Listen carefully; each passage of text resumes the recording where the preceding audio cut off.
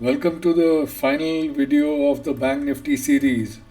So, here I'm going to wrap up, on how the trade setup should be, what you should check before going into the trade.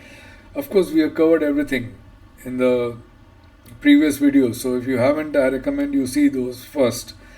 Um, the first thing you must check is most important the trend. Okay, and I've shown you how to check the trend. See, we for the trade on 24th, we need to check the trend on 23rd in the US market. I've shown this to you. Now, for example, this is the HDFC Bank ADR. Okay, a day before on 22nd, it closed at 58.90. On 23rd, it closed at 58.72. That's 18 cents. There are three shares in the ADR, right? So it's not much. So as you can see, it had a 1 rupee fluctuation, not much. Okay, and check. The main thing was to check ICICI Bank. It closed at 14.64 on 22nd, and it closed at 14.68 on 23rd. So it was it was in a it closed higher. It also hit a high of 14.70. So there was some meat. We had an indication that ICICI would go up. Likewise, State Bank of India, right? It gapped up. It gapped up on 23rd. This is in the Europe market. I think it's in Luxembourg. It gapped up in a big way. So we had an indication SBI would move up.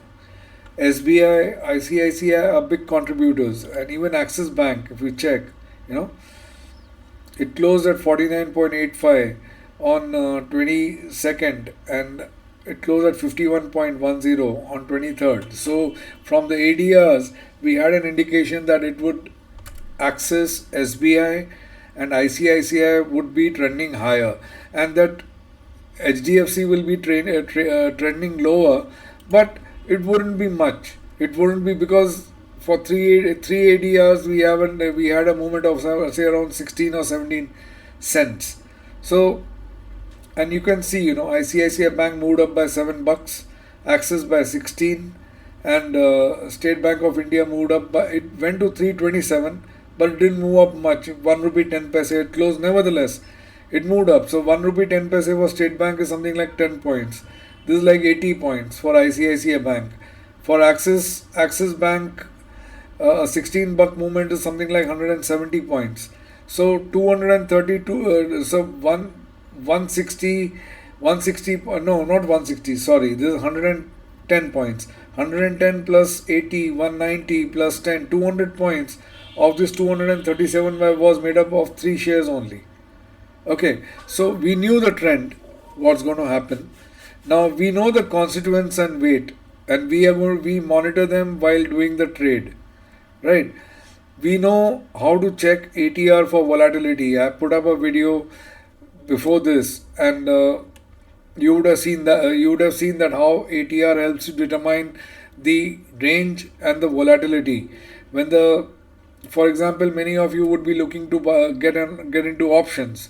So my advice to you would be that to avoid it when the volatility is very high, and or when the volatility is very high, go for option writing. When the volatility is low, that's the time you go for buying, straddles and stuff like that. Anyway, that's a separate chapter. Then the chart setup. The chart setup. See, this is the first 15-minute candle of yesterday. I have only one indicator, VWAP, out here, right? After adding the first 15-minute pivot points, I switched to 5-minute candle. Okay, this is your 5-minute candle, and this is that 15-minute pivot point over here, the high and the low points over here. Minute the price crosses up the VWAP, it's a buy signal. For example, this candle is a buy. Okay, I don't know which part you would have bought. It was to be bought, but any part of it, the bottom or the top, it was a buy. Okay, because this is the fourth candle. right? This first is the first 15 minutes you don't do anything. This was a buy. How do you set targets? I showed you in a video based on ATR. How to set up this. Then I also showed you in another video today morning how to check the OI, right? So at this time we would have started checking the OI. We would have got a positive OI, right? I can go to myfno.com and show to you how it looks, but it's a paid tool. I'm unsure if you're using myfno.com. If you are, go ahead and check the OI as of 9:35 onwards, and it'll give you the thing and give you the indication, and then you trade. This is your trade setup. The most important thing in this whole thing is the trend. If you can capture the trend, if you know what the trend is going to be, you can trade, close your eyes and trade. But if you do not know what the trend is, then you got to have all this, lot of very strict stop losses. Then you have to work with ATRs and stuff like that. Now, for example, even for yesterday, we didn't know what the trend would be that bullish to cause a 237 point plus. But we knew that three stocks were bullish, so there would be something, right? In the Bank Nifty, we can make a reasonable guess from these three. So based on that, we knew there was a positive trend.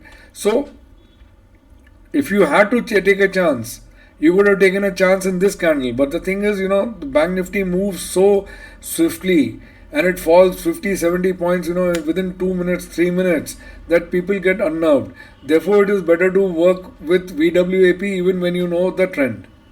Okay, so VWAP gives you a good indication. And so, well, that's it. This is the final video in the Bank Nifty thing, and I hope trading is clear to you. I'll stop for now. Thanks for viewing it, and bye.